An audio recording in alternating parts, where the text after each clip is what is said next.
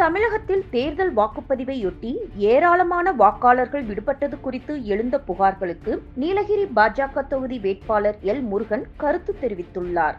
வாக்குப்பதிவு அனைத்து பகுதிகளிலுமே நான் சுற்றுப்பயணம் பண்ணதில்ல, நிறைய இடங்கள்ல நிறைய வாக்காளர்கள் பெயர் விடுபட்டு 2-3 இடங்கள்ல மக்கள் போராட்டம் ஆர்ப்பாட்டங்கள் செய்திருக்கிறார்.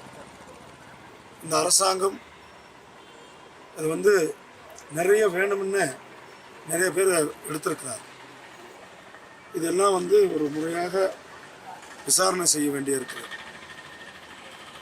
இந்த மக்களுடைய வாக்குகள் நிறைய பேர் டெத்தானவங்க வாக்கு இருக்கு, ஆனால் உயிரோடங்க இருக்கிறவங்க வாக்குகள் இல்லை.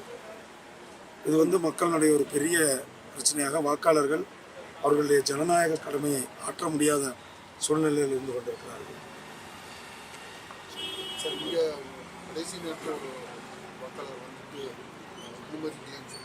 அதுவும் உள்ள கேட்டோம், ஆனால் நாங்கள் எல்லாருமே கரெக்டாக தான் பண்ணோம்.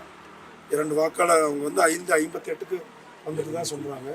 ஆனால் அவங்க உள்ளே வந்தோடனே டோக்கன் கொடுத்துருக்கணும், அவங்க கொடுக்குறது தான் நான் ஆரம்பத்துலேருந்தே சொல்கிறேன். இது போல் எல்லையும் ஆமாம், நான் இதுதான் நான் ஆரம்பத்துலேருந்தே சொல்கிறேன்.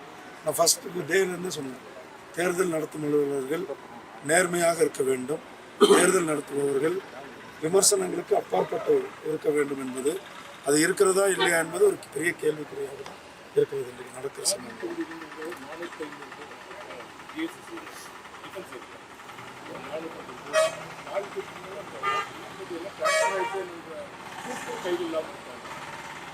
அதான் அது முறையான ஒரு இது இல்லாதனால தான் இதுதான் மக்கள் அவதிக்குள்ளா இருக்கிறது.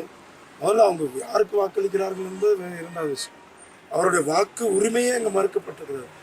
செய்திகளை உள்ளது உள்ளபடி தெரிந்து கொள்ள ரெஃப்ளெக்ட் நியூஸை சப்ஸ்கிரைப் பண்ணுங்க.